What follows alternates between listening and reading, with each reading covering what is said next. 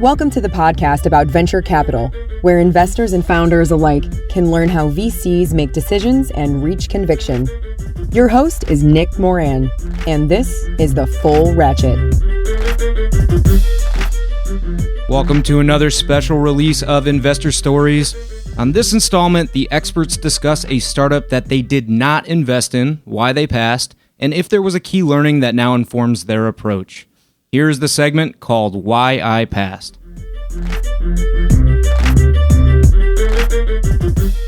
On today's special segment, we have Nico Bonatsos of General Catalyst. Nico, can you tell us a story about a good or a bad pass? A story about a startup that you passed on? Yeah, there's so many, have the pleasure of, now that I've been around for 10 years, there's so many. Okay, so Robinhood seed round. It was a fantastic set of founders that were building software for hedge funds. And we had a very good debate how hedge funds are using new software every year, how their software wouldn't have a competitive advantage in the long run. Gracefully said no. Pivoted a few months later to what is Robinhood. The rest is history. Wish.com is another one. The founders wouldn't care less about the brand, didn't care much about the uniqueness of the products on the platform or their quality. They were just obsessed with price and making sure that products would arrive from China on time. And, at GC, we invest a lot in e-commerce brands, and we talk a lot about what the brand stands for, how unique it is, all this, jazz. So I missed it, fully.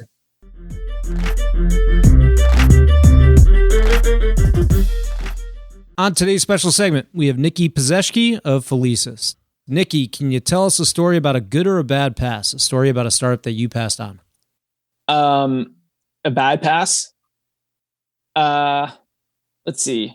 To be honest, there's really nothing that comes to mind. I mean, I don't really spend much time dwelling on the stuff that I've passed on. I mean, honestly, like maybe I've done a lot of work within kind of like enterprise benefits, so employee benefits within the enterprise, and I think there have been two areas where I kind of wished I made a bet that I didn't. One would be within kind of like executive training and executive coaching. I have a lot of respect for the team at BetterUp and the work that they do there. And I think that would have been an interesting company to do early. And I definitely had a chance. And then the other area I would say is employee benefits around mental health. That especially with COVID is taking off, but I think in general was like on a secular trajectory to be like a very large category.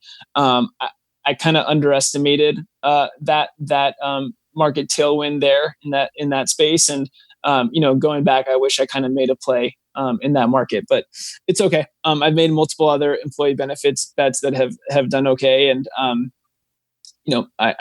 just trying to like learn from my mistakes and keep moving on.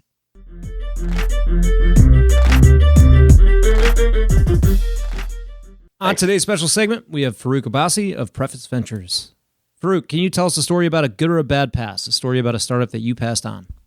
Yeah, so a good one, a one that I should say I'm happy for the founder, and I'm sad that I passed on it. So there's a company called Sneak, which actually I think just raised $200 million at $2.6 billion. He's a founder in London. His name is Guy.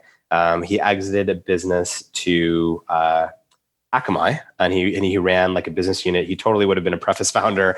And I actually tried to invest in this business on behalf of my former employer.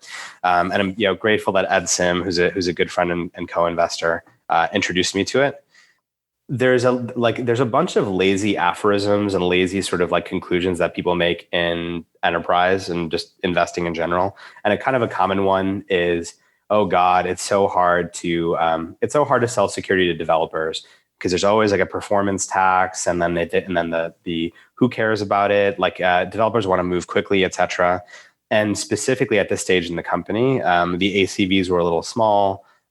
In this type of business, what they do is they kind of continuously scan applications, and you need to in sort of a slow way, cover more languages and cover more applications and cover more vulnerabilities over time.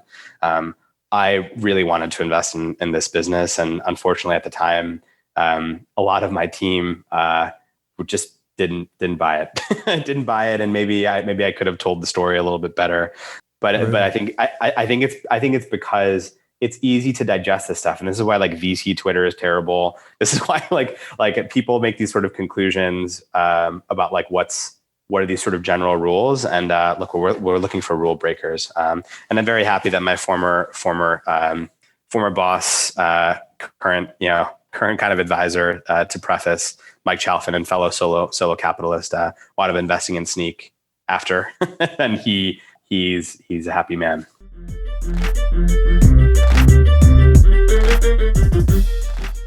On today's special segment, we have Jacqueline Hester of Foundry Group.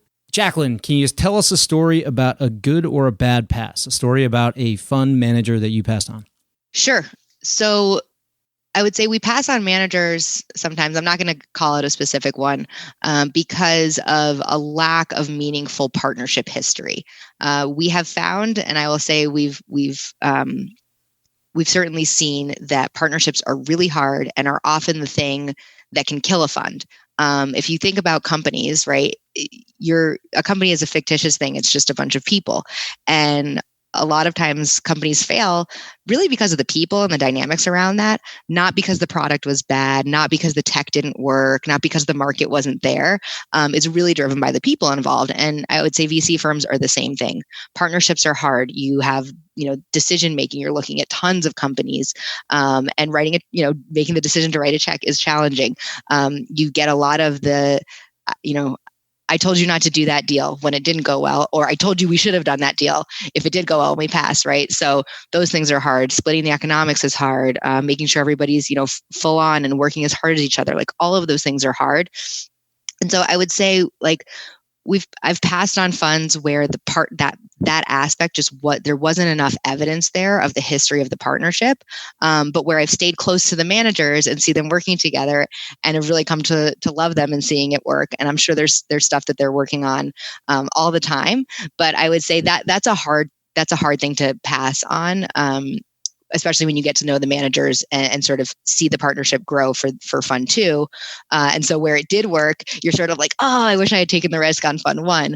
But hopefully you can keep that relationship up with the managers as they grow and be ready for fund 2 when you've sort of seen the partnership through a cycle. Are you guys believers that single GP firms can create, institutionally backed funds? Yes, we believe in solo GPs. I'm not going to say my favorite, but certainly one of our more established solo GPs is Manu Kumar at K9 Ventures. Like Manu's awesome.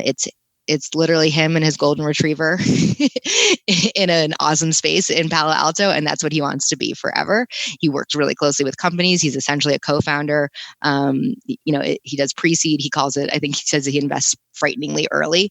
And he's super successful. So you can see it being really successful. And I actually know some funds that work with a lot of micro funds and emerging managers that tend to prefer a solo GP unless there's an extremely deep history amongst the GPs, because the risk is so high with partnerships, because partnerships are hard and there's a lot of dynamics there. And so while it's challenging to be a solo GP, if you keep the fund size right so that the bandwidth actually makes sense and you find other ways to get leverage, then it can work great. And then you take away the friction that a partnership brings with decision making and economic sharing and who's working harder than who, and all of those things that come along with a partnership. So I think that the strategy and the fund size and all of that has to make sense for a solo GP to work. But there's a lot of examples of really great solo GPs.